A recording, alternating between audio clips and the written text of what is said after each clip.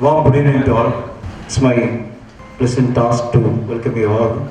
So today's chief guest is none other than TMA's friend, Professor Dr. Vijayakuamr. So on behalf of TMA and my personal behalf, I extend warm welcome to Dr. Vijayakuamr. For special address, we have our own Prof. sir. So I extend warm welcome to you, sir. Our vibrant president is here. I extend warm welcome to our president, Geojit. Galaxy of past presidents, Engineer Anand sir, Gopalesh sir, P.P. Joseph sir, and other invitees, dear Sandran sir. I extend a warm welcome to you, sir. In absence of V.P. Nadoma sir, he will be here in another 10 minutes. I extend a warm welcome to him. And I welcome all our members who are gathered here for this wonderful session. And once of all, I welcome all of you. Thank you very much. So very respected Chief Guest, Dr. V.K. Vijayakuamr, our special guest, our member, of course, Vijayakuamr sir is also a member, Volkama sir, and the past presidents and other distinguished guests. Good evening to all. Today is a very special day for TMA. We are going to witness a very good speech by our own member, Professor Dr. V.K. Vijayakuamr. I think it is more than 3 years since we hear from V.K. Vijayakuamr sir, an eminent economist based in Thrissur, but an economist who is nationally acclaimed. And it is really a luck and gift for us that an economist like Vijayakuamr sir is available very near to us. I quite often thought, if he were based on Mumbai or Delhi, we would not be available, we would be contented with him in seeing CNBC at all. So we are very lucky to be here. And we know he is a propagator of value investing and mutual fund investment, especially SIP mode. And I am thankful to Vijayakuamr sir because in 2010, after his advice, I started my mutual fund SIP. It is 13 years. Now my XIRR is 17.2%. It has come down to minus. Then now it is 17.2. It is for 13 years. I am continuing the practice. But one advice I did not hear to. He used to say that don't trade too much. So whenever you trade, my experience is whenever you do day trade or a trade which is welcome Nangamar sir. So my experience is when I trade or when I do day trade or even short term swing trade, ultimately you will be inclined to, there is all chance that your mindset will be turned to that of a gambler. And ultimately, the ultimate result of gambling is ultimate disaster. So I stopped that. Again, thanks to Vijayakuamr sir for his advice. I think more insights will be shared by V.K. Vijayakuamr. We are all eager to hear from Vijayakuamr sir. And Prof. sir is here.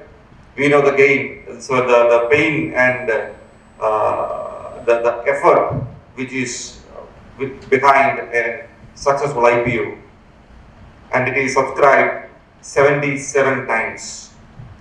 So it is really, sir, it's a wonderful achievement, and he is here to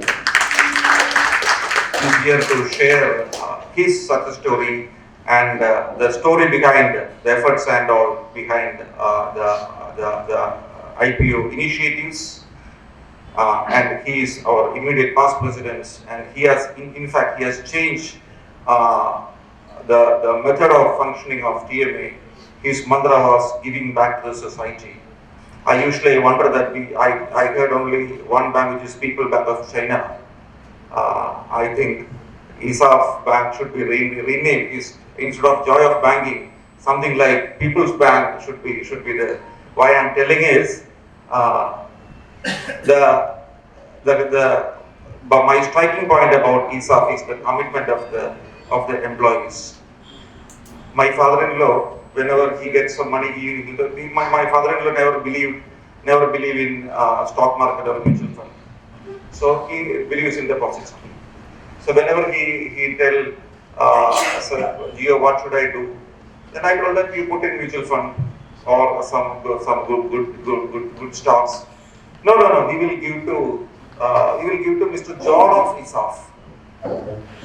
Not ISAF, Mr. John of ISAF. I don't know who is John. John is working in some branch, and John used to come to the house, and my wife also same case.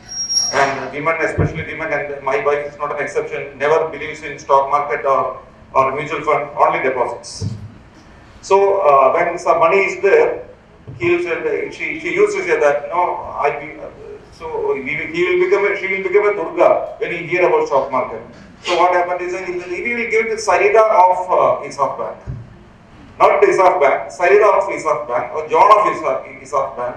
So that is the employee connect. And one thing I hear from the employees are the MD and CEO of ISAF Bank is very much accessible to the employees, and that is a kind of motivation and other kind of things which Prof is imparting to the staff, and that is the success of ISAF Bank, I think. So with respect to team activities, TMA is going so good, very hectic, we are working very hectically, and lot of activities are coming up. We are going to have a leadership summit, we are going to have women in business conclave, we are going to have annual management convention, apart from our usual guest lecture, let's chat, and we are going to have Meet with CEO. I thankfully cherish the Meet with CEO program with Nanumar sir. We were all excited attending that program from VP Nanumar sir. And Nanumar sir shared his experience, and some of the members were really emotional in sharing the bonding and experience with the Manappuram group. So it was so cherishing, and we are thankful to you for arranging that program. And we are going to have another Meet with CEO program with Kochasab Chitlapalli sir in Takana, in Chitlapalli Gardens. That is on November 25th. So that's all about, and we wish this program will be so memorable and so wonderful, and I wish everybody the very best. Thank you very much. Thank you, President, for the crisp update on TM activities and the glimpses for today's program. Now let me invite Sri Ajit Kaiman for introducing the chief guest of the day. It is a very difficult task indeed, because to introduce Dr. Vijayakuamr to this audience is not very easy. I believe Ajit has something in store. So, President was mentioning that he was getting almost a 20% return, and in fact, I could see two of the biggest wealth creators of Thrissur, the MD and CEO of both of them sitting over here. And in fact, I have been given the pleasant task of introducing one more wealth creator from Thrissur, that who happens to be the chief guest, Mr. Professor Vijayakuamr. So, ladies and gentlemen, it's a very privilege to me to welcome Dr. V.K. Vijayakuamr as our esteemed speaker for today's TMA's event. And Dr. Vijayakuamr, who is a member of TMA, is a distinguished academic and financial strategist, and has significantly contributed to the field of economics and finance, both in the academia and the industry.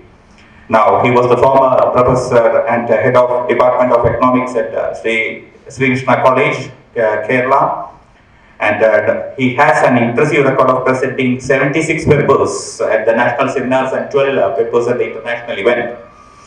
And his prolific writing includes a column in ET, articles in leading publications like Money Control, Hindu, Indian Express, and various other Malayalam media. Now, Dr. Vijayakumar's expertise extends to being a resource person for several prestigious universities in Kerala, including Calicut, Kannur, MG, and Kerala Agricultural Universities. His presentations has enlightened audience across India. Now, in his role as the Chief Investment Strategist at Geojit Financial Services, Dr. Vijayakumar has been instrumental in shaping investment strategies and financial perspectives. Today, he will share his profound insights on the Indian stock market, the future perspective, a topic of immense importance, especially following the successful IPO of ISAC Small Finance Bank. I should acknowledge the contributions of Mr. Paul Thomas, the MD and CEO of ISAF, and the immediate past president of TMA, whose leadership has been invaluable. And ladies and gentlemen, please join me in extending a warm welcome to Dr. V.K. Vijayakumar. Thank you. Constant problem. When J.K. Galpreet was appointed as the ambassador designate to India during John F. Kennedy's time, the Indian High Commissioner, the Indian ambassador to US, M.P. Chakla, in a felicitation, requested John F. Galbraith. John F. Galbraith was 6 feet 4 inches tall. So Chagla requested him, I have a request to Professor Galbraith, please don't look down upon Indians because of the height. I never do that because there are too many people who are much bigger than me, therefore I always look upon people, and there are many stalwarts sitting in front of me whom I always look upon, like Mr. Kumar, Anantaraman is there, and a whole host, including my good friend Alex is there back. I always, I've gained a lot from acquaintance with people like them. At the outset, let me say I am very glad to be here with you this evening. Indeed, delighted to participate in this function, celebrating the incredible success of the SAF IPO. At the outset, I should also thank Gio for the nice words that he said about me, which I know is partly out of affection for me and partly because my wife is not here. Because had she been here, she would have asked, which Vijayakumar are you talking about? Because a lot of encomiums have been paid to me. I don't know whether I deserve that. As Triturians, we can justifiably feel proud of having contributed to the phenomenal success of SAF IPO. In fact, when it comes to the stock market, Trichur has a sort of Midas touch. We convert everything that we touch into gold. Like one of the best wealth-creating stories in the Indian stock market, Manappuram, Kumar himself is here. And then we have Kalyan Jewelers, who's one of the directors, Anantaraman is here. Then now we have SAF, and I'm pretty sure that this is going to be another phenomenal wealth creation story for the next several years. For those who are disappointed with not getting appointment, my family, I made 4 applications. My daughter was lucky enough to get the allotment. I told her, even if I am not around, you keep invested in this stock, don't sell it. So as Triturians, we can be justifiably proud of that. And if you take, since Chitlapalli also is in Thrissur district, we can include V-Guard and V-Guard land also in this success stories. So congratulations Paul Thomas and the team for this incredible success. All the very best to you. I may paraphrase Shakespeare and say that the best is yet to be. Now let me come to my presentation today on the future of the capital market in India. You asked me to make a presentation. I was told that it will be 45 minutes, but in the program I find it is 30 minutes. Normally I make this presentation by taking 90 minutes, 1 hour, 30 minutes. So Jackson, my request is whenever you want me to stop, Please tell me 2 minutes ahead, I will stop. I will try to condense it as much as possible to 30 or 35 minutes. For an audience like this, I need not explain. So certain slides I will skip and certain slides will be self-explanatory. So this is the India growth story. In my opinion, this is a great wealth creation, historic wealth creation opportunity that is available to us, a historic wealth creation opportunity that is unfolding before us in the next 10 years or so. The presentation is structured like this. Can we change the slides, please? Oh, I can do that. So this is structured like this. As a teacher, I have been conditioned to start with the basics.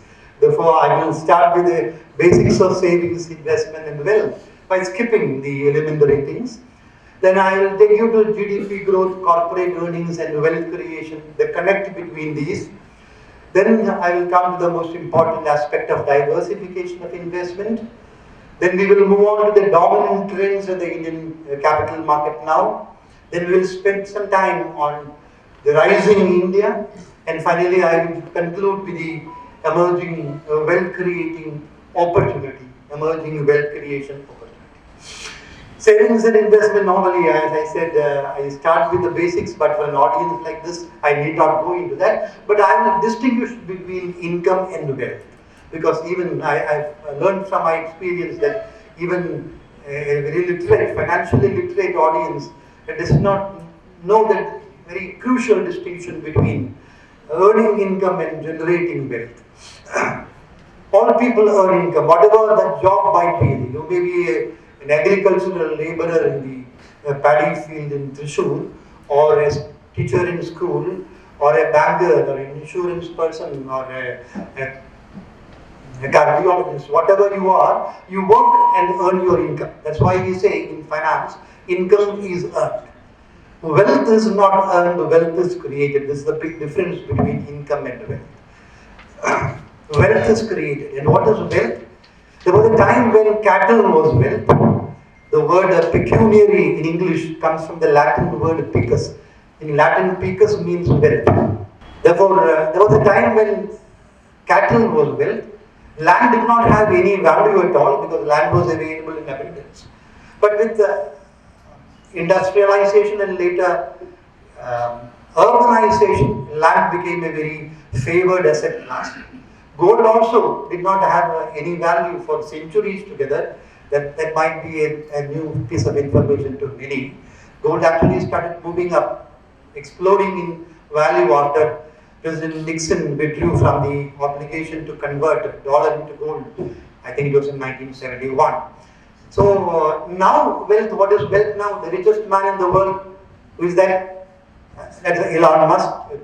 They start changing places now very frequently. Elon Musk is his wealth is now how much? Around, let us say, $250 billion. What is this $250 billion?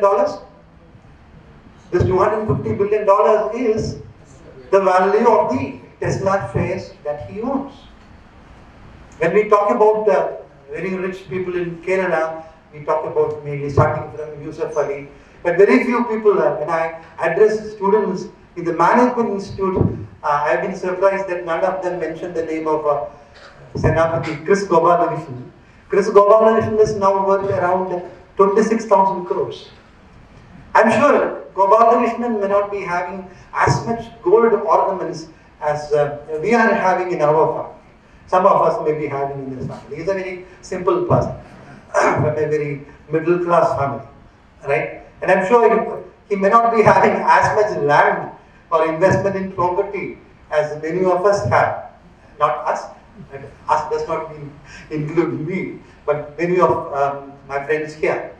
So what is Chris Gopalakrishna's 26,000 crores? He owns around 18 crore shares in Infosys, and 18 crore shares multiplied by the present value of 1,400 is 226,000 crores. That is wealth.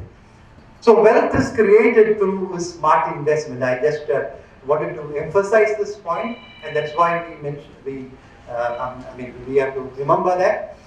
Now, when I talk about this phenomenal wealth creation that has happened through the stock market globally, through companies like Microsoft or Tesla or Amazon or Netflix, or in India through companies like Infosys or TCS or Asian Paints or HDFC Bank or even Kerala companies.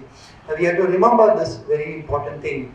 Just as we have a spectacular wealth creation through the stock market, if you are not a very careful investor, there can be very tragic wealth destruction also.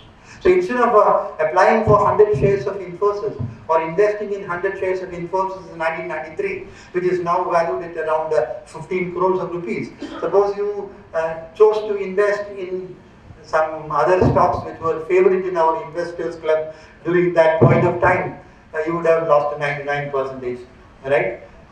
Even if you had chosen to invest in a very glamorous share at that time, OK Mills, right, you would have lost to 99%, not 99% is an understatement. 100% would be accurate. So just as I emphasize this point, wealth is created through the market, but there is the danger of wealth destruction also if you are a careless investor. We know that the wealth is created when the stock valuations rise. In the long run, people like me and Piramal and the Lex always say, whenever we speak, that in the long run the market is a slave of earnings. In the short run, there can be totally inexplicable volatility in the market. There can be even madness in the market. But then discerning investors know that there is a method in the madness, and that method in the madness is, in the long run, the market is a slave of earnings. Therefore, it is the growth that is very important. Earnings largely depend on the economy's growth. During the 3 decades from 1950 to 1980, 50s, 60s and 70s, India's GDP growth rate was only 3.5%, what Professor Raj Krishna called the Hindu growth rate. That was a period of political innocence. Therefore, there was no harm in using a phrase like that. Now today, people will think twice before using such a phrase. Companies were strangled and high taxes were high, and the earnings were abysmal. I find sometimes very interesting that even when I addressed the students, I am good. Students did not have any idea that in 1973 we had a peak personal income tax of 97.75%, which was regarded as progressive, particularly by the left in India. That's a different story, I am not going to that. So companies were strangled and taxes were very high. The stock market returns started beating inflation for the first time in the 1980s. In the 50s, 60s and 70s, invest in the stock market, which very rarely few people did, was not even enough to beat inflation. This happened the first time in 1980s, and also in 1980s the economy grew from 3.5 to 5.6% because Rajiv Gandhi introduced the initial dose of liberalization in India, and the market started rising. But the big inflection point from the perspective of India's economic policy happened in 1991 when one of India's greatest prime ministers, whom I regard very highly, P.V. Narasimha Rao. Of course, he did not have the kind of sex appeal, if I may use that expression, which many other prime ministers have, but he was a very silent performer.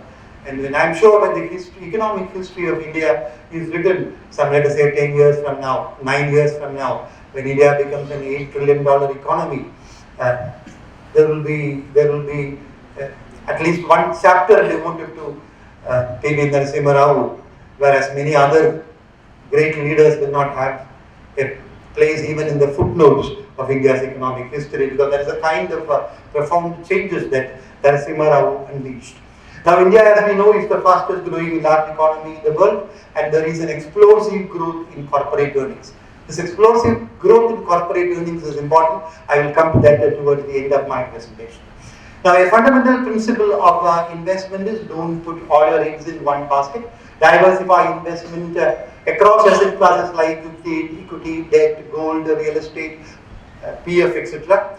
This is for the ordinary people. If you are an exceptionally talented person, like Warren Buffett or India's Warren Buffett, Jhunjhunwala, they will not tell you, don't put all your eggs in one basket. They will tell you, put all your eggs in one basket and take care of that. That is a contrarian theory. which I find is very interesting.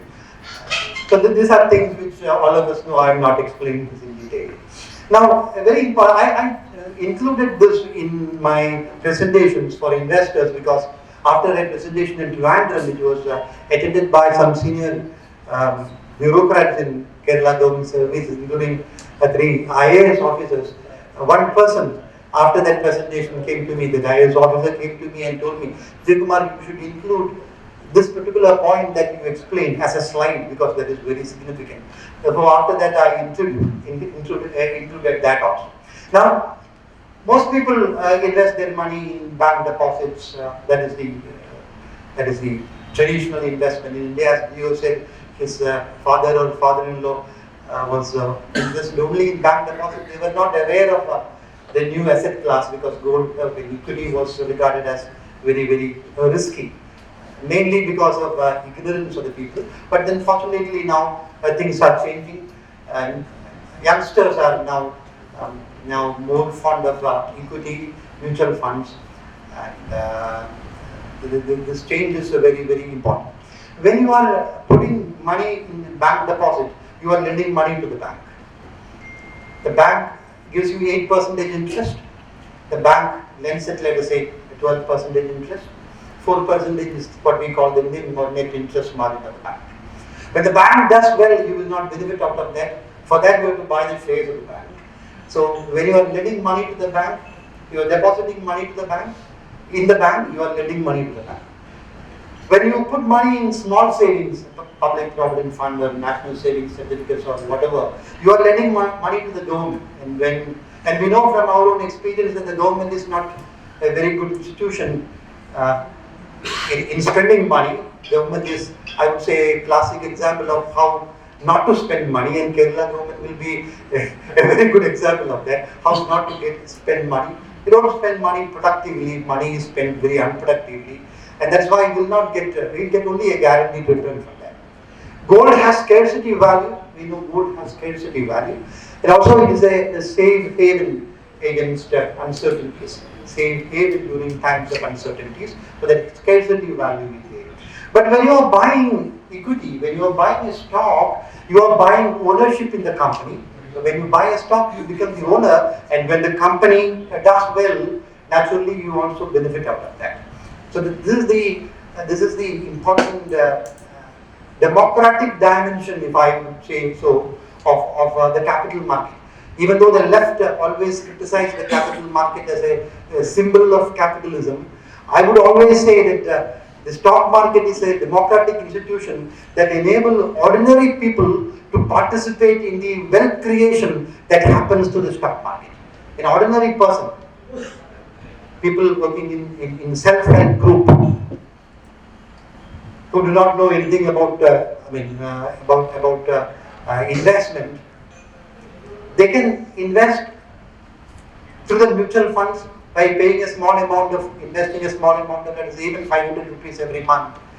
And by doing that, they are participating in the wealth creation, which is actually happening because of the entrepreneurs in the economy.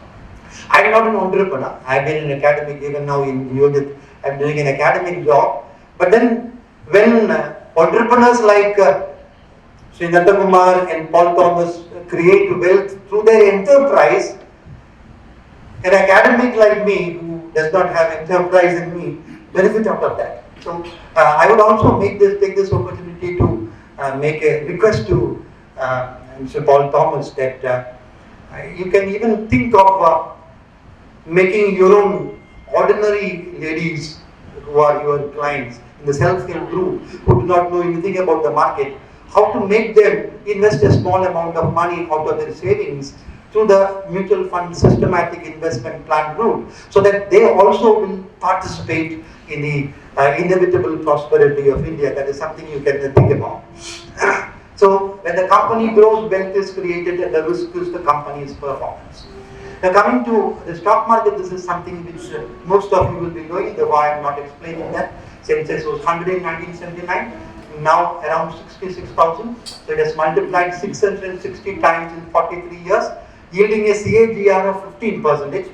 Actually, it is more than 16% if you include the dividend yield also. It is actually more than 16%. 16% is phenomenal returns. Since 1991, India's GDP has grown, actually it is 11 times. It has grown 11 times. It was around $320 billion in 1991. But the Sensex has multiplied 66 times. This is very important. When GDP multiplied 11 times, Sensex has multiplied 66 times. Why is that? There is some economics in that, some macroeconomics. Actually, when we say the economy's growth is 7% a year, actually agriculture will be growing at, let us say, long-term average of 3% or 3.5%. Agriculture can never grow by more than 4%. So let's say 3 or 3.5% agriculture growth. So when the economy is growing at 7%, that means the services sector, the industrial sector, these two sectors are growing at, let us say, 8.5, 9, and even 10%. Right? So this is what actually stock market is.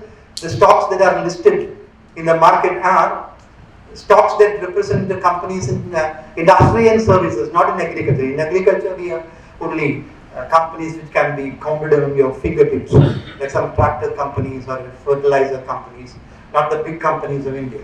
So this is the reason why when GDP grew by 11%, the stock market has multiplied 66 times since the initiation of liberalization. And the story is going to repeat in the next 10 years, 20 years, 30 years. That is very important.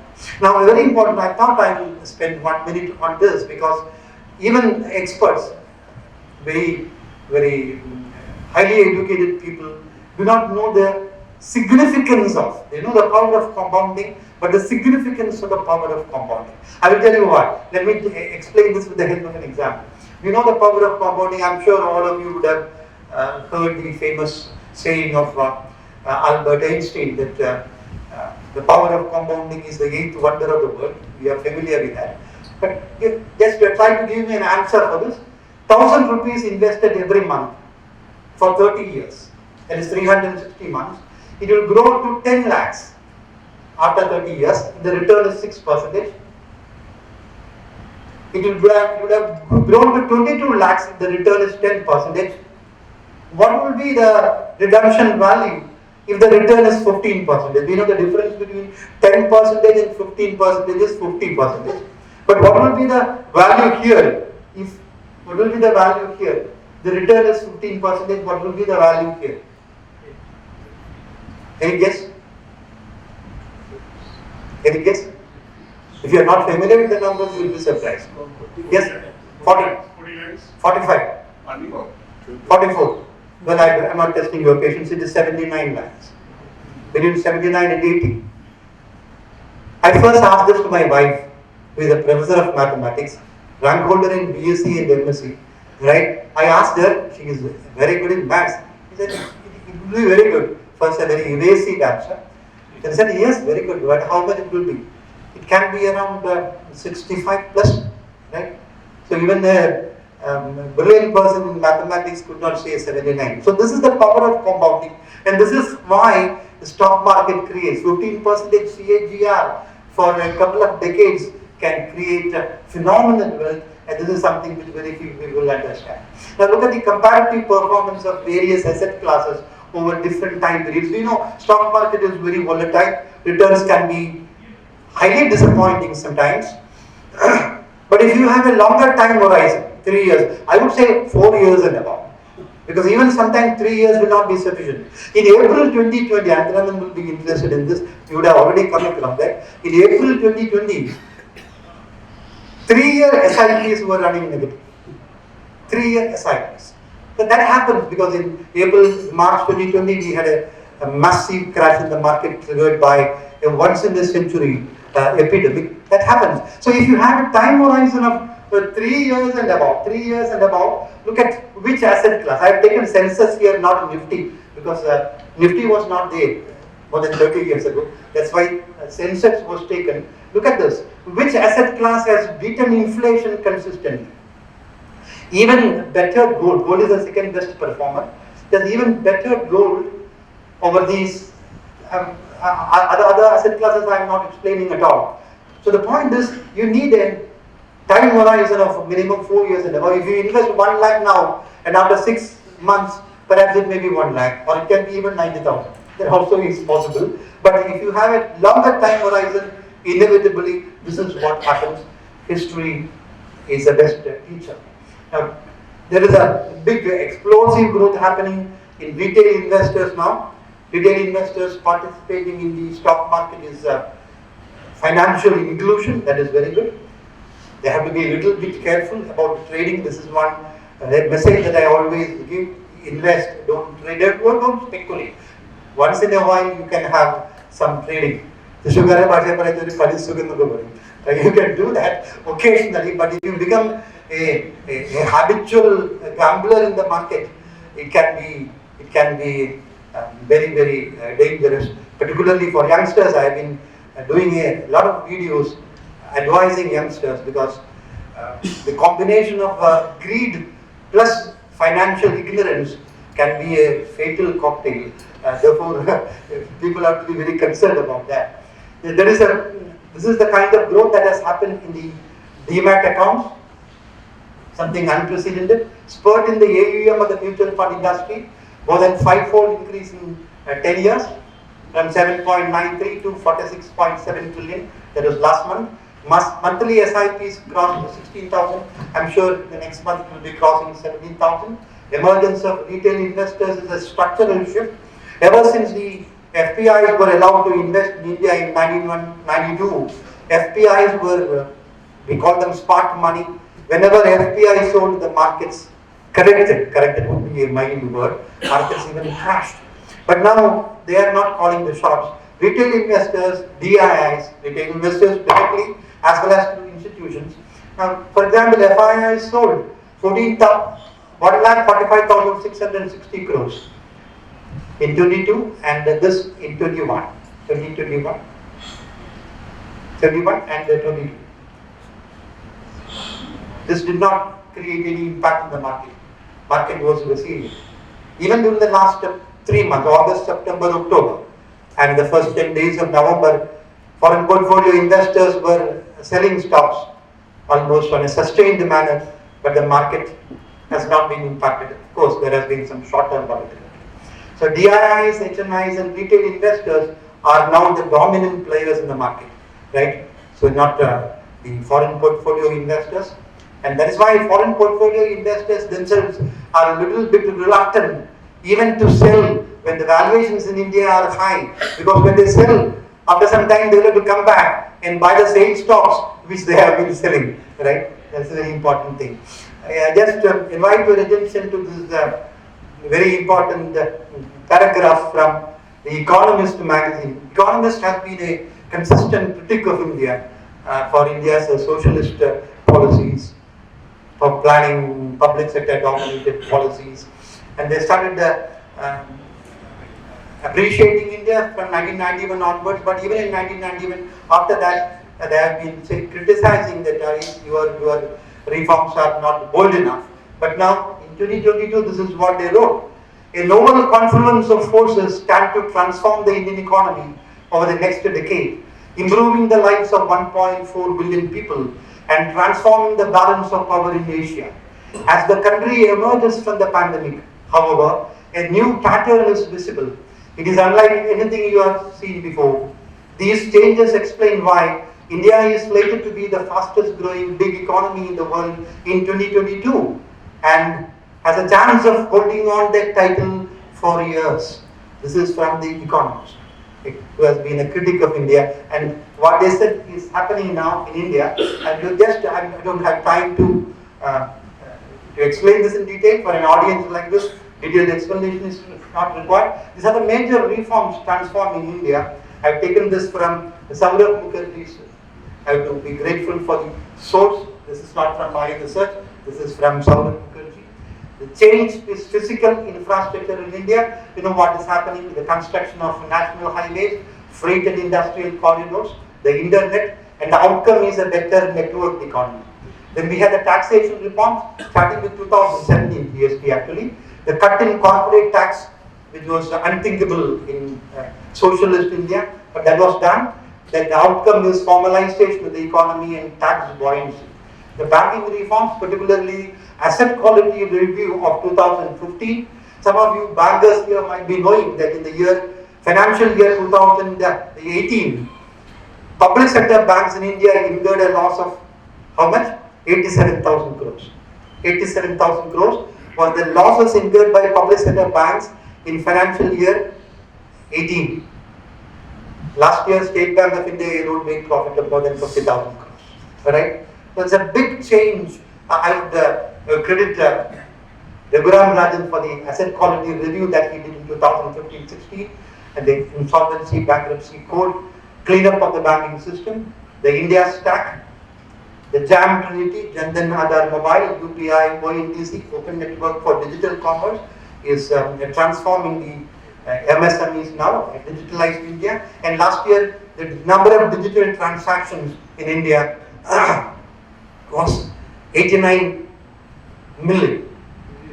89 million was the total number of digital transactions in India, and that was more than the total number of digital transactions of the next 4 countries put together, right? And we have to be thankful to Nandan Nilekani for that single individual who had made this possible. And I am of the opinion that if anyone deserves Bharat Ratna in India, I would very strongly, I don't have any vote, but I think we should, put this across, because this single person has contributed to India's GDP. It is to be calculated actually, billions of dollars. Structural changes transforming the Indian economy.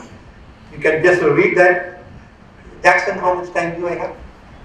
It's almost time. Almost time. So we lose the interaction part.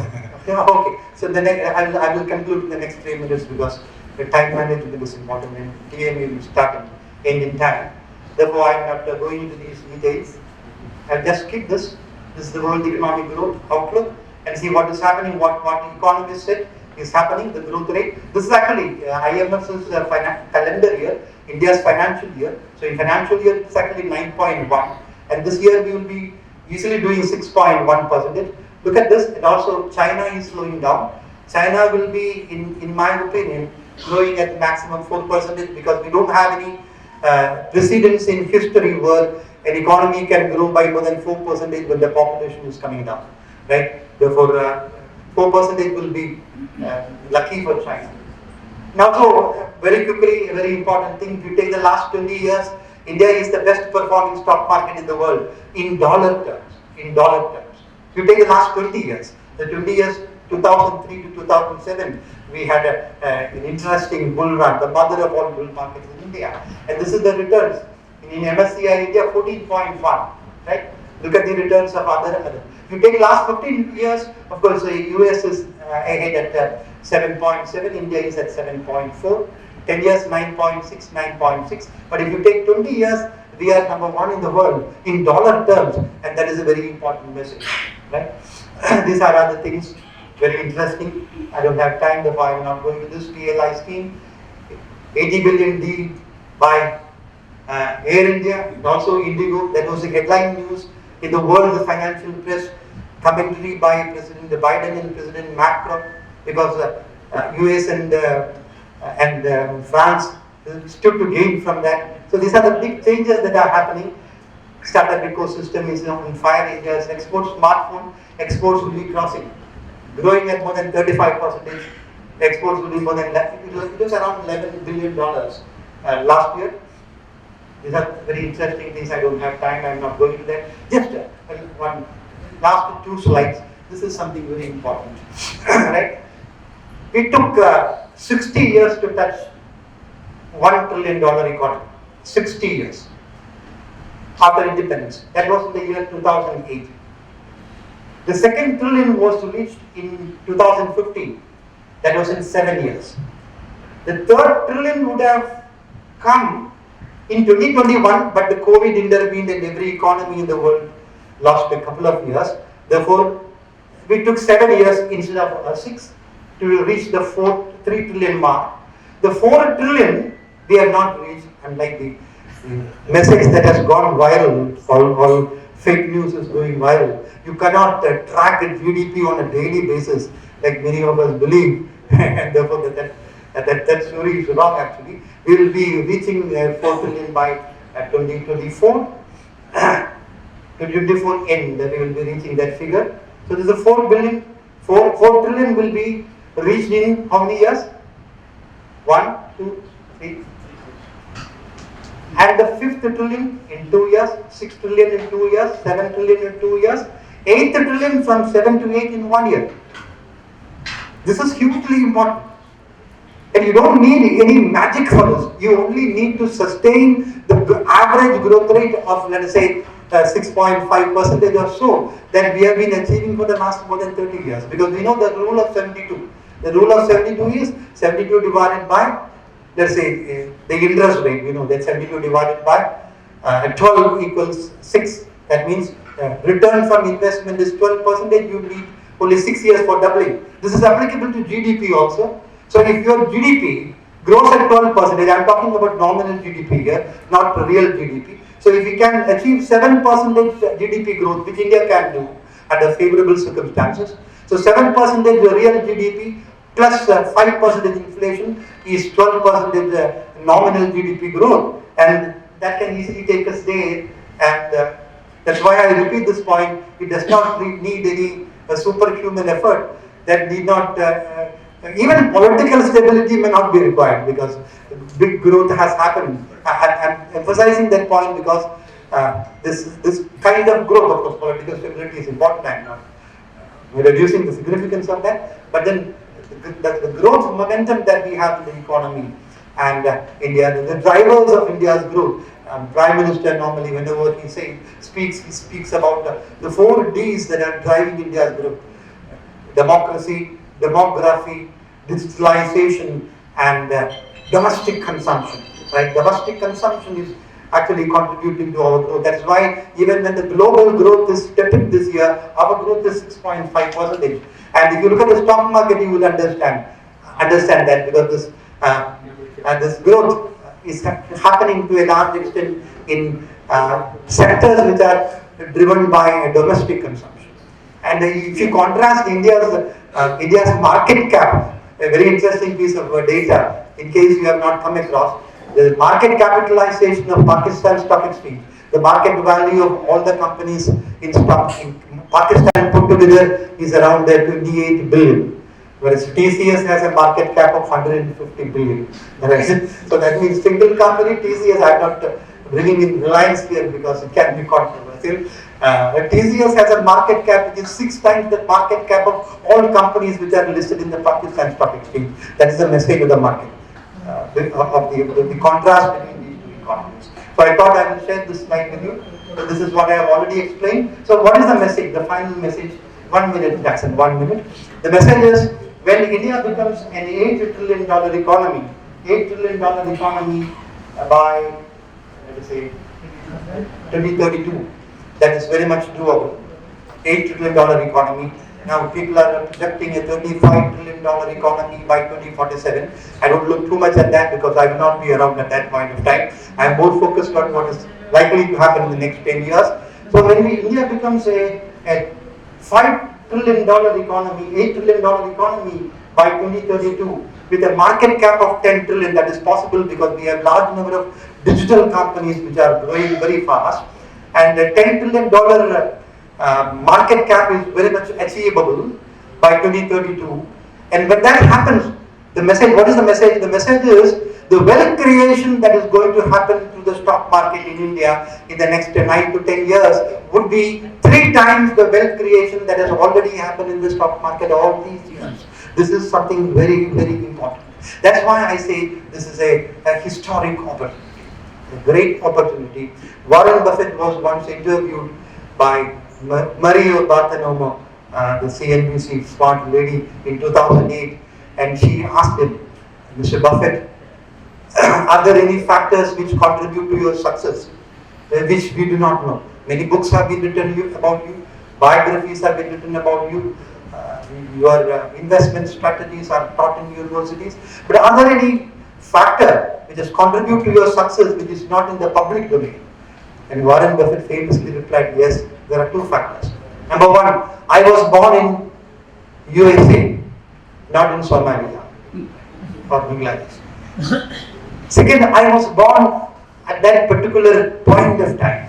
If I were born 250 years ago, United States did not exist as a country. If I were to be born, let's say 100 years from now, where another country may be the fastest growing economy in the world. So I was lucky enough to be born at that vantage point in history, and these are the two factors which contributed to my success, apart from my expertise, and nobody has written about that. So if I look back, when I look back, I find this is a great historic opportunity, a similar historic opportunity for India. As investors, we should not be missing this phenomenal, incredible wealth creation opportunity that has never happened so far. Thank you for giving me this very patient listening. I enjoyed talking to you. Thank you. Thank you, my friend. Thank you. We all agree that it was a wonderful, successful. This question has to you have to answer. We have no doubt that it was a wonderful, successful IPO. My question is, see, that was priced at a level of 60 to 70, and our subscription was 77 times. Suppose we had kept it at a higher level, probably the over subscription would have been much less. So, has the management of, I don't of course, have they gone anywhere slightly wrong in assessing that price back? He will answer that question. But since you asked me, I also have to share my views. Decision regarding the pricing has to be taken in the context. In the context, the timing is very important. And the market sentiment, suppose we have two wars raging. One war has been relegated to history now. The other war in the West Asia, anything can happen. When a war is raging, anything can happen. So there is some big development in the market, corrects very sharply. If the pricing is a little bit on the higher side, that can impact the IPO. Perhaps that may be one of the reasons why Paul and his team decided to err on the side of caution, if I may use that expression. Thank you. So my question is something deviating from the presentation. That's the poor man in Kerala spending on lottery and liquor. So do you have any plan or suggestion how it can be better invested for the national development of the country? I did not get the first part of your question. The average man, the poor man, the below the middle class people are investing a lot of money on liquor and lottery. As far as Kerala is concerned. Yes. Do you have any suggestion? Well, how it can be improved for the national growth? I got the question. Yes. I've been speaking and also writing about this because during the last 10 years in Kerala, people spent. Hold your breath. If you are not familiar with that, you will be shocked. People of Kerala spent 66,002 rupees crores purchase of lottery. 66,000 crores. And 98% of the people who bought lottery tickets lost money. Right? Even though Kerala, we say is literate, we are financially totally illiterate. And the government is encouraging because the government, the only agenda in front of Finance Minister Balagopal now is how to pay the salary for the next month. That is the only agenda now. Therefore, wherever money can be raised, that will be done. That is unfortunately the problem. So these are things which will not change because when you sell a lottery ticket, you are selling dreams, right? You are selling dreams. I had an argument with a fellow economist who said that it is creating jobs. Now, what kind of jobs? Jobs have to be productive jobs. When you buy a tea for 10 rupees from a Tattagada in the bus stand here, well, you pay 10 rupees, you get a service for 10 rupees, you get a commodity for 10 rupees, is it not? So whenever we buy commodities, even if it is liquor, the person who buys it gets a product which he wants, which maximizes his utility, right? Whereas when you buy a lottery ticket, you are buying a dream, which 99% will go wrong. And that is why, only there are 9 states in India, most of them in the northeast, which are doing lottery. Others are not doing that because it bankrupts the people. But in Kerala, no, the problem is once you get conditioned to a particular thing, it is like taking liquor also, as well as drunkards are concerned, you get conditioned to that. So Kerala is hooked on to this. It will take a long time to really attack this. And also one more interesting data is When you come to, I told you that stocks are the best performing mutual funds. You take the last 5 years, 10 years, up to 30 years. But when you take the mutual fund participation by Kerala, it is very, very low. Not even in the top 1. So in the worst performing asset class, lottery, not an asset class, the worst performing instrument, if I may say so, Kerala is number 1, whereas the best performing asset class, we are way behind. This is a reflection of terrible financial illiteracy. It will take time to tackle this. You had a question, yes. Hi sir, actually I have one doubt. Everyone is saying that Indian economy is growing. But what is the per capita income, that gap? The higher people is becoming richer and richer, and the poor is not getting that much of leverage to gain that per capita income. So how we can address this? So that is a thing, and it's an against this Bharat Janata Party government and Narendra Modi government also facing the same kind of allegations or some kind of things. They are not doing like that. Chidambaram also commented on this. Whether it's a true or wrong. I agree with you. This is a concern which not only you have, this is a concern which even the top economists share. We have to make growth as inclusive as possible, and there are many ways by which growth can be made inclusive. SIF is doing that in their own way. But then when a country grows naturally, the rich will be getting richer. That normally happens. That is a normal process. But then the middle class also is becoming rich. It is not a case of rich becoming richer and the poor becoming poorer. That is wrong. Many in the poorer segments are migrating into or graduating into middle class. Lower middle class is becoming middle class. Middle class is graduating into upper middle class. But this problem is there. The great economist Arthur Lewis once famously said, addressing this problem that you raised, that economic growth and economic equality are two horses that go in two different directions. You cannot ride both the horses at the same time. If you want to ride the horse of economic growth, you will have to abandon the horse of equality. So there will be some inequality, but if you can sustain the growth over a long period of time, the poor will benefit, as China has proved. No other country has reduced the poverty within 20 years as much as China did, because they were the fastest growing large economy in the world, right? And they did this by migrating from Mao's command economy to dense market economy. During Mao's time, the share of public sector in GDP was around 85%. Now it is 35%. The rest is private sector. China is not a communist economy. China is not a communist country, as many of our friends in the left claim. If China is a communist, tiger is vegetarian. Thank you, sir. Thank you so much.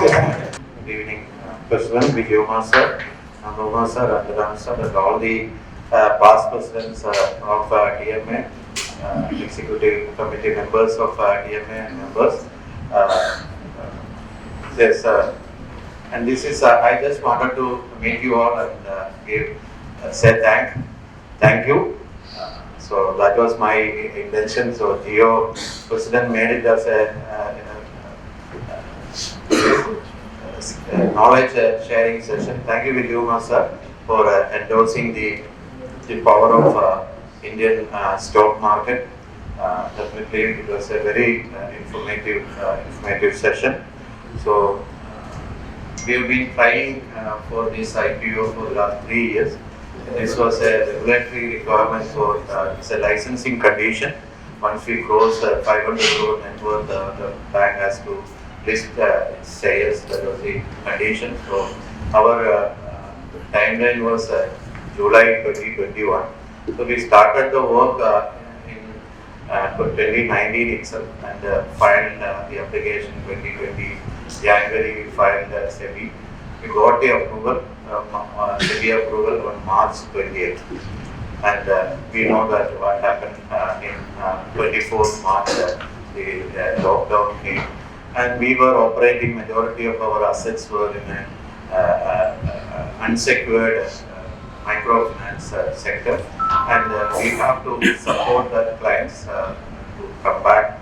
So we dropped that plan for the IPO at that year. But being a regulatory institution, highly regulated institution, we have to continuously take action on it. Otherwise, we will have to. Then again, we filed a application and SEBI in 2021. That also 21 and all back challenges were there. We couldn't complete it by the 1 year time horizon. So then this is the third time. So we have to achieve it. By the time we planned or everything, we were ready. Original plan was to launch the IPO in last week of October. So it was a 630 crore issue totally. Then the war was there at that time, but it was not really impacting the markets initially. But by the time we were about to launch that last week, October last week, the market started crashing. So then investment bankers, there was investors whoever promised took a back stand, and then we have to reduce the size. Then pricing, you Raman sir asked about the pricing. It's a very tricky thing. So we had a lot of challenge because we raised the private capital. Some of our friends here also participated in that issue in 2021. It was at 75 rupees.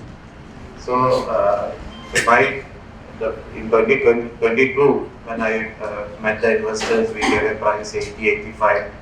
And then this time I just wanted to price it just above 75. That was my intent, and but it is true also because our peer banks were trading at 2.2, 2.4 multiples. So we could have definitely got it, but then these uncertainties came up. That is why I said in the listing ceremony, I've been trusting in God, and I will come to that.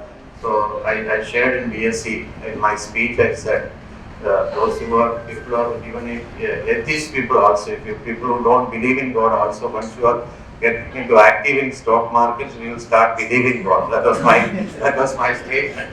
So it was not that easy to come to it because after we launched the price, everyone said that it was the right price. That is why, because if we price high, that perception, because stock markets, most of the things they are driven by perception. So there is something there.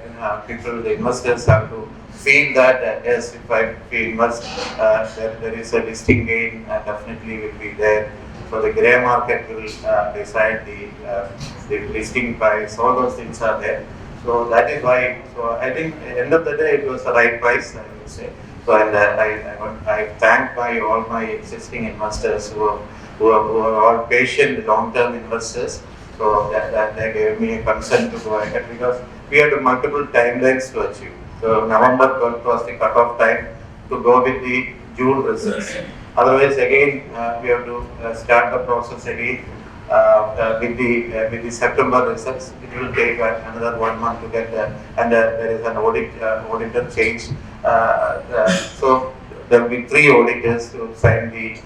So that was one challenge, and we have got a letter also from RBI, and it was also published document that before November 30th we have to list. So the market knows this.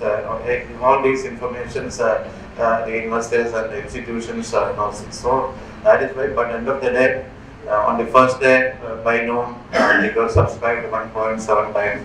So got relieved. Then only actually, so I want to. It was a long journey. It is 31 years journey, and I never thought that when we started SR, I have never. It was not in our wildest dreams that we didn't know. I didn't know anything about stock market, I would say. I was not an investor. I've never invested in. I've not bought. Only I have few South Indian Bank shares came through a right issue to my friend, and I got it. That is the only other that all other my investments, everything. And I never I never wanted to be a businessman. So I wanted to serve the community. I wanted to do something better to the people. That is my and in 90s that was the so if you have an idea to start something to serve the community, that the best option is to start an NGO. So I started an NGO along with my wife Marina and a few of my friends joined together in my if I didn't come to Thrissur, I belong to Palakkad. I grew up in Palakkad in Vijayakuamr. So as part of my job, I came to Thrissur in 1988. Then I decided to settle in Thrissur because it is close to my house and it's also central. I can travel anywhere. So all those convenience I took and decided to settle down in Thrissur, and we bought a house and all that time.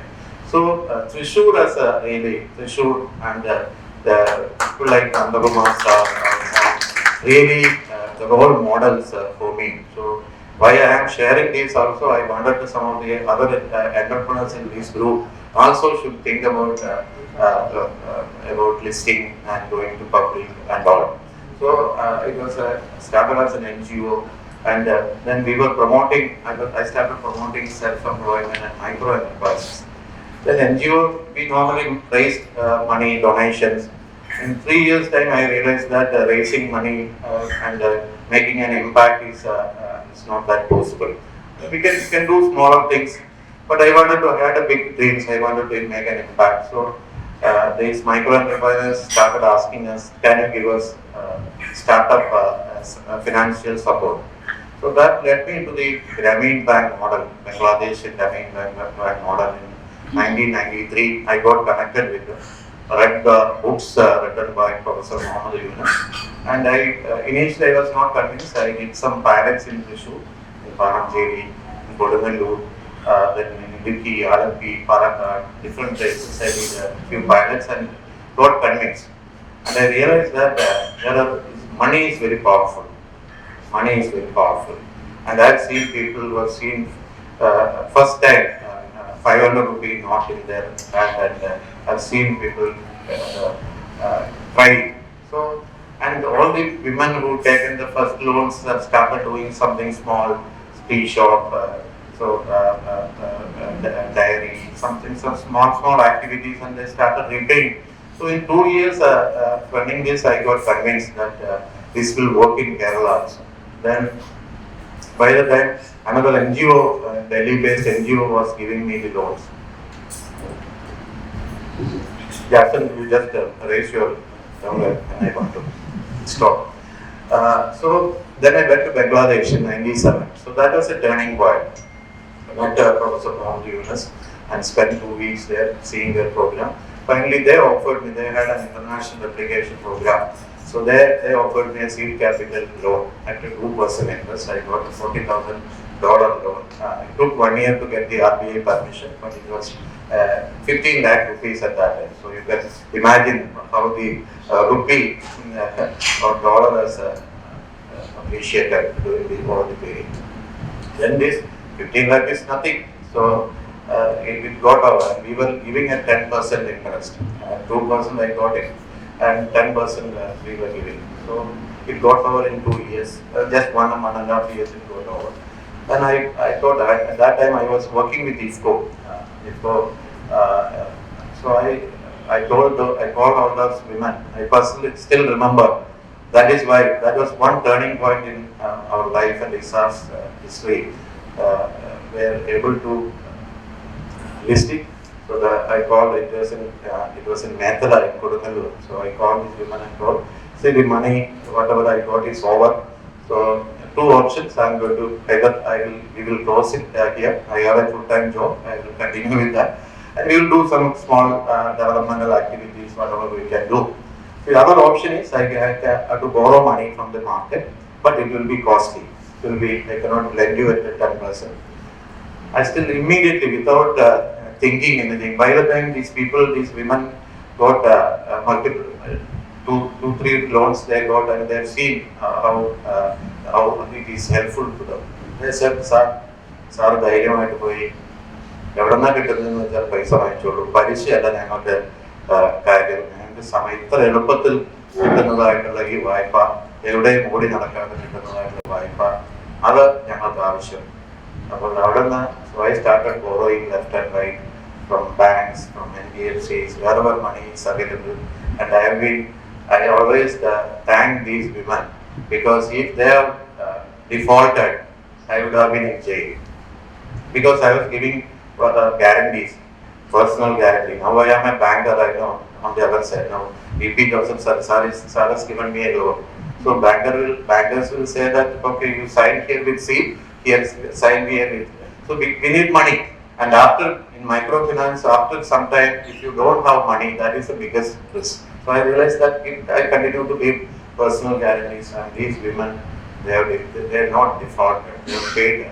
So the biggest achievement is that we have created a model where now Nandakumasa, large banks, all large banks today they have an asset class of microfinance. They are all, and investors, the capital market have really understood and endorsed this model. Yes, the poor women in this country are bankable, are credit worthy. I think above than the listing of stock exchange, these things encourage me, motivates me to move forward. And we also created credit history for together now. Nandakumar sir's Ashirwad Microfinance is also now filed DRHP, and a few others who microfinance is already got the approval. They are all together now. The microfinance AUM in India is 3.25 lakh crores. Around 6.6 crore households we are serving. So from 2011 onwards, we started sharing the data to the credit bureau, and created credit history. So I take pride in these things. So created credit history for more than 6 crore families together. I was being one of the pioneers in microfinance. I was the founding members of national level associations, Kerala Association and all. So finally, Vijayakuamr sir mentioned one thing about making all our women as shareholders. So when being a social entrepreneur, I never thought of making of my own shares, because in 2008 only we moved to a for-profit, not-for-profit mode to a for-profit mode, in NBFC mode. So I wanted to create a community ownership. So initially I created a trust with all the women. Then bankers raised some concerns. They thought that I am doing this for something else.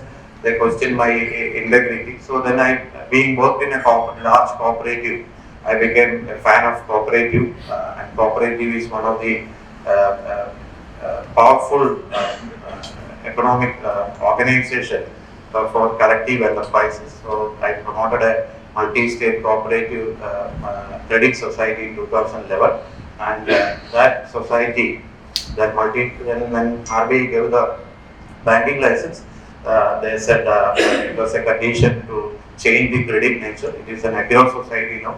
So it's a Swasthaya multi-state agro society having a member base of 10 lakhs, plus they hold the 62% of the holding company shares of them. So in fact, they are the owners of the bank. So there are many cooperative banks in our country, but a cooperative owning a scheduled commercial bank, this is a unique model. That is also a great satisfaction for me.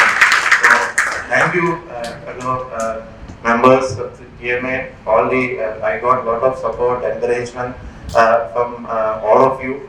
You have supported when we got the bank license. Also, you trusted us. You deposited your valuable money. So there are all given opportunity, everyone will speak. So we have created some model in Thrissur, and this is something great. So being Nandakumar sir have experience, he celebrated the 20-year anniversary also of the listing. So listing going to Bombay Stock Exchange. So we don't really sitting in Thrissur, we will not really understood the power of becoming a publicly listed company. So when I went to Bombay and Ahmedabad to have an investor interactions, only I realized after the question answer and all, they come and appreciate that. Oh, this is so for building something and going to public. So that moment I realized that this is something great. So we know that Saji and all are my friends. So think about becoming going to public, something great. That's something great to be listed, and we are now public means then we will be more responsibility. So I got a lot of advice. We cannot speak offhand. You have to be prepared. Always give a only prepared speech. Today I'm not giving a prepared speech because the result is already announced, and as Saturday the Q2 results were also announced. You might have seen. So we look forward. We will continue to serve the low income segments, and I believe that these low income segments are very. It's 70% of Indian adults belongs to the lower and LMI segment, lower and middle income segment. So as providing financial service to these segments is a huge demand for in this sector. So we built an expertise in that, and I'm sure this growth story. So we have we had a CAGR growth of 35% in the last year. And last year-on-year Q2 also we have 35% growth, and there is opportunity to work with farmers, micro entrepreneurs, and rural people. So we will continue that and continue to make social impact and continue to make value for our shareholders. That is my dream. And thank you once again. I especially wanted to thank all my colleagues who worked. So if anybody wanted to go to public, we have filed 3 times, so we built a lot of internal expertise also. So we'll be happy to. I've asked my colleague team to document all the process so that we will be able to help smaller companies to go to public. So once again, thank you for your confidence, thank you for your support, team TMA. Thank you, Nandaraman sir and Vijayakuamr sir, for your endorsement. I know that you are not given any public endorsement, but your words people have taken very seriously, especially during the Trishur Investors Club presentation also. And Nandaraman sir said, I'm not giving you any guidance, but I'm going to buy. So that itself was a endorsement. And Nandakumar sir, whenever we discuss, he has given me a lot of confidence to go ahead with the listing. Thank you, Nandakumar sir, for your support and confidence. And thank you all TMA, the team TMA headed by Geo for organizing this event. Thank you very much. President CAGO, all other friends. Mr. Paul Thomas, IPO എന്ന് പറഞ്ഞപ്പോൾ അദ്ദേഹത്തിന് confidence ഉണ്ടായിരുന്നു. എൻ്റെ അടുത്ത് പറഞ്ഞു, ഞാനതിൽ 10 കോടി മാറ്റിയിട്ട് അദ്ദേഹത്തോട് പറഞ്ഞു, 10 കോടി ഞാൻ മാറ്റിയിട്ടുണ്ട് ഇൻവെസ്റ്റ്മെന്റ്. അങ്ങനെ 10 കോടി ഇൻവെസ്റ്റ് ചെയ്തു. എനിക്ക് കിട്ടിയത് അതിന്റെ 77%. 77 ഒരു ഭാഗമാണ് സക്സസ്. ഞാനിത് പറഞ്ഞപ്പോൾ എന്റെ പബ്ലിക് ഇഷ്യൂ നടന്നത് 95-ലാണ്. അത് ഇവിടെ നോളജുള്ള ആരും ഉണ്ടായിരുന്നു, ഒരുപാട് സഹായിക്കാനുണ്ടാവും. തൃശ്ശൂരിൽ നിന്ന് പോകുക എന്ന് പറഞ്ഞ വലിയൊരു ചലഞ്ചായി ബാക്ക് ഇൻ 1995. അപ്പൊ ഞാൻ അന്ന് മണപ്പുറം ഫിനാൻസ് 92-ൽ തുടങ്ങുമ്പോൾ I want to list the company immediately. അപ്പോഴാണ് പറഞ്ഞ കൺട്രോളർ ക്യാപിറ്റലിറ്റി 3 കൊല്ലത്തെ പ്രോഫിറ്റബിൾ ബാലൻസ് ഷീറ്റ് വരും. അപ്പൊ 3 കൊല്ലം എന്തായാലും വർക്ക് ചെയ്യണം. അങ്ങനെ 3 കൊല്ലം വർക്ക് ചെയ്ത് 95-ല് ലിസ്റ്റ് ചെയ്തു. ആ ജേണി നോക്കുമ്പോൾ that was very thrilling. കാരണം nobody to share anybody's experience. Now, അത് വിഷു സബ്സ്ക്രൈബ് ചെയ്തതോ 1.7 times. 77 തവണയൊന്നുമല്ല, 1.7 times. That also somehow I brought my friends to subscribe rather forcefully, including Mr. Joseph. ചൈനയായിരുന്നു അന്നത്തെ 1.7 ടൈംസ് ആയിരുന്നു 77 times എന്നുള്ളത് the confidence you have gained over this period. That's one. And yes, now Paul Thomas has made it a history for yeah. I think CSB under Mr. Anandaraman. Yeah, it was subscribed 80 times, right? So, yeah, something similar. And as you are aware, Ashirwad is owned by Manappuram to the extent of 98%. 98% we are donors. And we have filed the DRHP with SEBI. Hopefully, SEBI will give the approval by January. And we most probably will come with another public issue. Our issue size is 1,500 crores with an option to retain 50% more. So we will be able to raise 1,800 crores. So that is the plan. So those but disappointed in not getting there is an opportunity to participate here. Luckily, now the first bank, small finance bank, as I shared in the past. So I have this, that is the ISAF small finance bank. It was promoted by myself and the present MD Vasudhan. So actually that was the second company which I had promoted along with my friend, which was taken public. And third company which I have promoted, which was taken public and doing exceedingly well in the stock market is Actors Values. And fourth which I have promoted along with my friend doing exceedingly well is 5-star. So because of some pressure somewhere in 2011, I had to sell the stake in these companies for 200 crores because I had to get. And the opportunity lost today because of that is more than 1,000 crores. That's all. I just shared how the stock markets would be. Anyway, I admire Mr. Thomas, the commitment that he has. And yes, as explained, and everybody knew that his passion is serving the society. And with that passion, he is very impassionate in that. So I am sure he will be able to create things. And looking back, Manappuram, the shares, those who bought shares way back in 1995 or up to 2010, up to 2008 perhaps. And now the market capitalization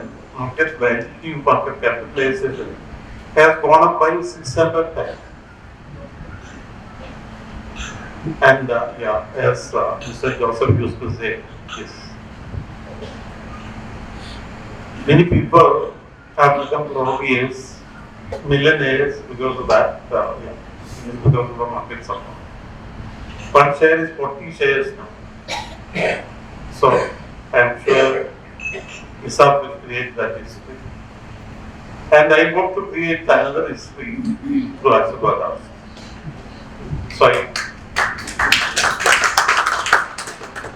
So this time I take the opportunity to congratulate Mr. Thomas. And I hope that you need not have to come for another offer in life because you have the opportunity to go through QAP, etc. So it was a this going public is a very, perhaps one of the rarest opportunities.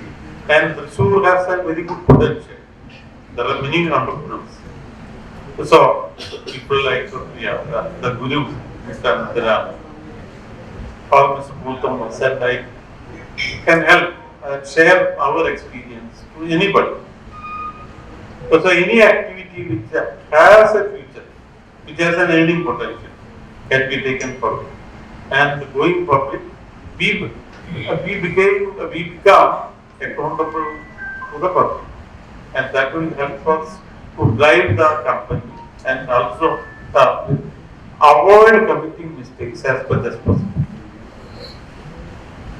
I wish Mr. Thomas all the best, and we are an investor in ISA, and all the investors, yes, and my advice to all of you, at least hold some shares in ISA. Thank you all the best. My very close friends, Professor Vijayakuamr, Mr. Thomas, Nandakumar, past president's friends. We have a very tough timekeeper, so I have to stick to the time. Otherwise, ഒരുപാട് കാര്യങ്ങളാണ് മനസ്സിലാക്കി വരുന്നത്. അപ്പോൾ രണ്ട് മൂന്ന് കാര്യങ്ങൾ മാത്രം. First of all, Vijayakuamar's amazing speech. Let us give him a real big clap. Every time Vijayakuamar speaks, I may take down the points because the data that he brings in is just incredible. Thank you, Vijayakuamar. Prof. Thomas IPO.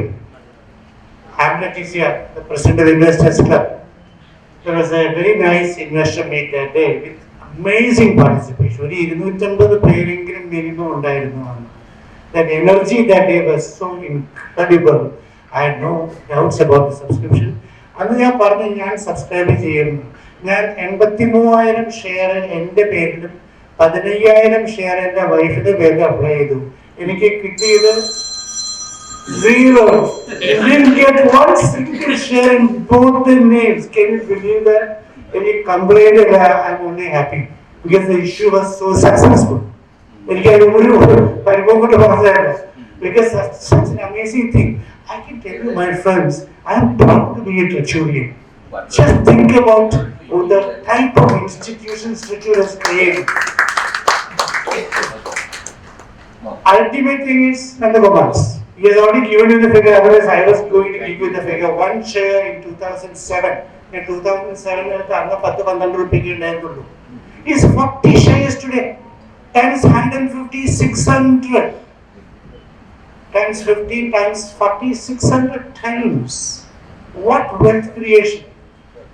Thrissur based. Catholic Syrian Bank? Not that, but you should realize. Nadan Jordan Ashton died. 30 രൂപയ്ക്ക് share മേടിക്കാൻ ആളുണ്ടായിരുന്നില്ല. അതുകൊണ്ട് ഞാൻ തൃശ്ശൂരിൽ കിട്ടുന്ന share എല്ലാം മേടിച്ചു. 30-35 രൂപയ്ക്കാണ് share മേടിച്ചത്. ഇന്ന് 360 രൂപയാണ്. 10 ബാഗ്. നമ്മൾ എല്ലാവരും കംപ്ലൈന്റ് ചെയ്യും സൗത്ത് ഇന്ത്യൻ ബാങ്കിനെ പറ്റി. റിമെമ്പർ, 1 രൂപയുടെ ഷെയർ ആണ്. 25 രൂപയാണ് ഇപ്പോൾ വില. 250 രൂപയാണ്. 10 രൂപ എന്ന് വെച്ചാൽ നമ്മുടെ സാധാരണ ഷെയറിന് 10 രൂപയാണ്. സൗത്ത് ഇന്ത്യൻ ബാങ്കിന്റെ പെർഫോമൻസ് ഒരിക്കലും മോശം എന്ന് പറയാൻ സാധിക്കില്ല. നമ്മൾ സാധാരണ കംപ്ലൈന്റ് പറയുന്ന പിന്നെ കല്യാൺ ജുവല്ലേഴ്സ് 87 രൂപയ്ക്ക് ഇഷ്യൂ ചെയ്തപ്പോൾ 2 കൊല്ലാകുന്നെങ്കിൽ it's almost 300+ rupees. We should be proud. We should shout at the peak of our voice from rooftop that we are Trichurian. And more wealth is coming our way. SR. Figures ഒക്കെ സംസാരിക്കുന്നുണ്ട്, പക്ഷെ no time. So I definitely applied. I didn't get it, but the day the listing started, I started buying. I'm telling you, but we can't give investment recommendations. I'm just going to keep buying.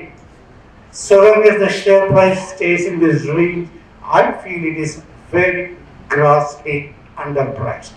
That is my personal feeling. You take your decisions. I will keep buying that share because that I expect is going to be a multi-bagger. Lack of time. Let me complete. All the best to you. Thank you very much. Very great to celebrate. Thank you. Lead the team by sending a nice certificate and the total money.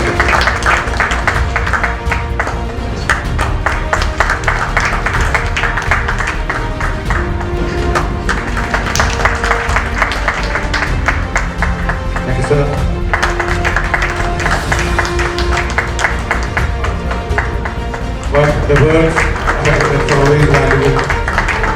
valuable, I would say. It's a proud occasion. Actually, if you look at the stock markets in Trichy, we were two opposite poles. But now things have started changing. And I think it's just the beginning of a great revolution which is going to happen in Trichy. We already have big wealth creators like Manappuram. Now we also have Kalyan Jewelers, which has created wealth for all the Trichurians. And now we have SAF also joining that list. Right. I consider myself very fortunate that I was associated with ISAF Bank right from day one.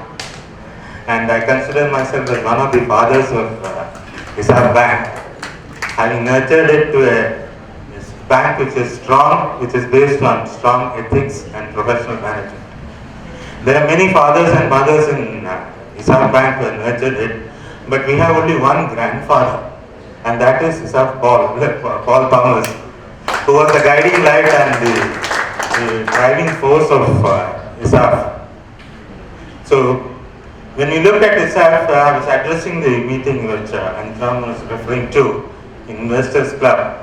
I was saying that the IPO will get oversubscribed, and many of you may not get the number of shares which you would like to have. And I never thought that it will lead to a situation where I applied for many shares and got what Antraman got. That is zero. But I also said at that time, which is my honest advice to most of the people in Trichy, that this is a share where if you have a bank locker, in the coming 2-3 months the price will settle down, buy quite a few shares, put it in that locker and forget that you had it for 4 or 5 years. It's going to be multi-bag.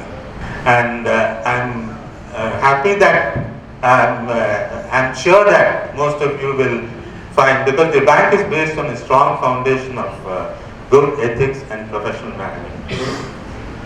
Now, a few days back, Paul was telling me that he never ever dreamt that he would have a company which is listed on the Bombay Stock Exchange or in the National Stock Exchange.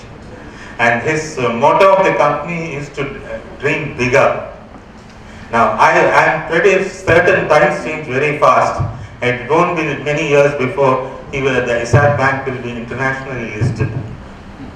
And I sincerely hope and wish that ISAF Bank will continue to do well. Unfortunately, the Companies Act says that you cannot have more than 2 terms. I finished my 2 terms in ISAF.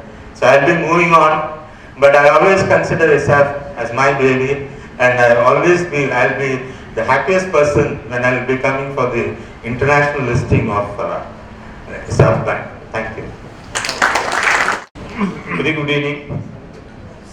First of all, I would like to propose vote of thanks to the speakers of today.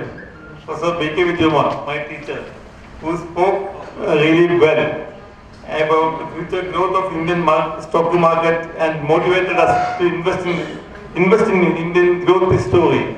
Thank you, sir. Next, I would like to propose my gratitude to Mr. K. Thomas, sir, who passed in the glory of leading one of the finest IPOs from the Kerala, that is ISAF Bank, and accumulated the wealth to shareholders. Thank you, Thomas, sir. I must mention name of Nanduma sir, Andraman sir, Alex sir, who offered felicitations. Thank you all. I would like to thank the members of TMA who attended today's program on a busy Monday, and that is too in large numbers. Next, I will take propose vote of thanks to my president, Geojit, Secretary Madhu, Joint Secretary Ajit Kaimal, Grace MC, Alex Jackson David, and all my friends. Thank you once again.